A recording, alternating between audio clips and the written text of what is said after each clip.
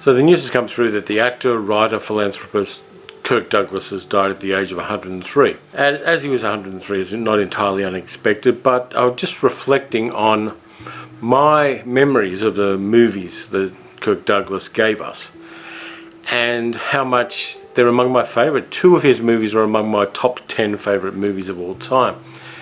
And so I thought I'd put together a quick video for this week and just discuss the movies Kirk Douglas gave us that really impressed me.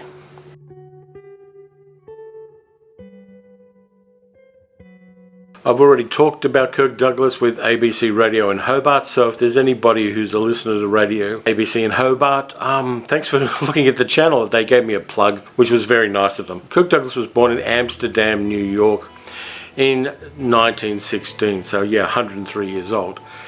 He was born in very poor circumstances. His parents were Russian emigres. He lived through the Depression and went into the Navy during World War II, and then became an actor when he came out.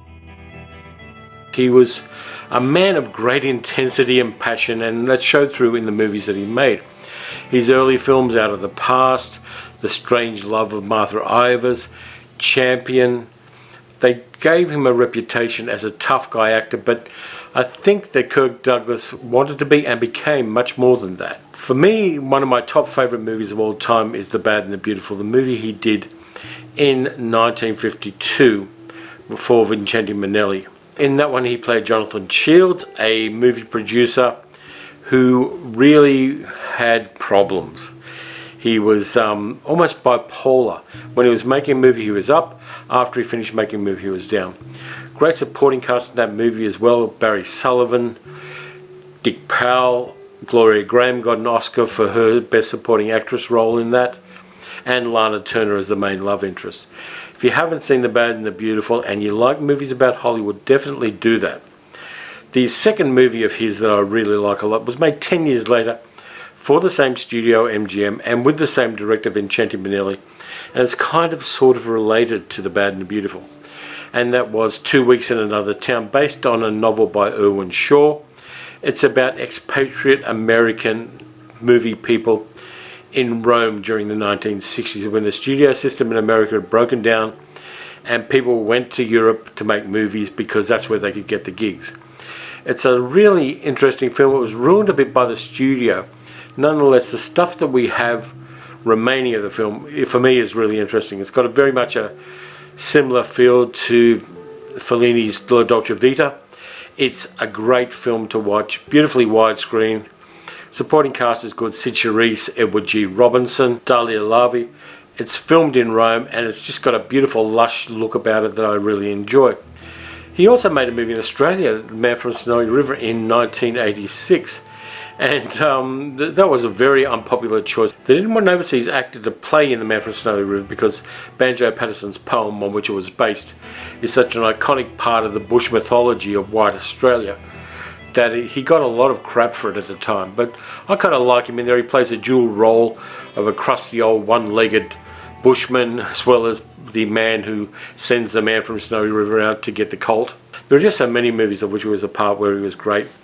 I'm not the biggest Disney fan on this clay and granite planet, but in 20,000 Leagues Under the Sea as the whaling harpoonist Ned Land, he was great. He got to sing as well, which is, I think, one of the few times in his career where he sang, and he seemed to be having a lot of fun with that particular role. He also did some serious things. He did a movie called The Juggler, set in Israel during the 1950s, where he played a Jewish man who'd been in a concentration camp and was having trouble adjusting to post-war life.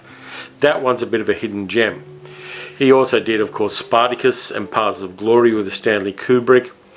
There are just so many films. 7 Days in May, which was about a military coup d'etat in America in the 1960s, or an attempt at one.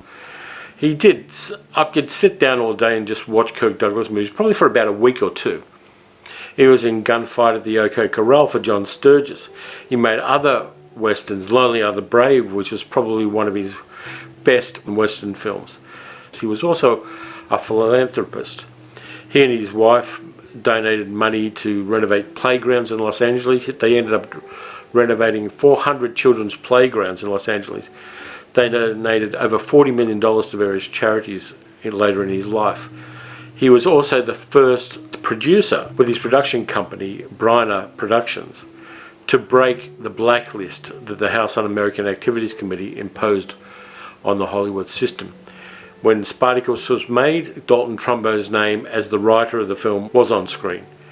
And that was the start of breaking the blacklist against the people who were considered by the movie industry to be subversive and communist or even socialist leaning, had their careers shattered by being blacklisted.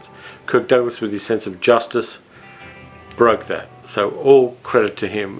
He's somebody who we missed. He's one of the last greats of the Hollywood golden age. And yeah, I'm definitely going to be raising a glass and watching one of his movies tonight. Let me know in the comments what your favourite Kirk Douglas movie is. Be really interested to see how other people perceived him. And as usual, please subscribe, throw in a like, and comment, and hit the notification bell. I'll be back next week with another movie video, hopefully with better news. But in the meantime, watch some good films, watch some Kirk Douglas films, and I'll see you next time.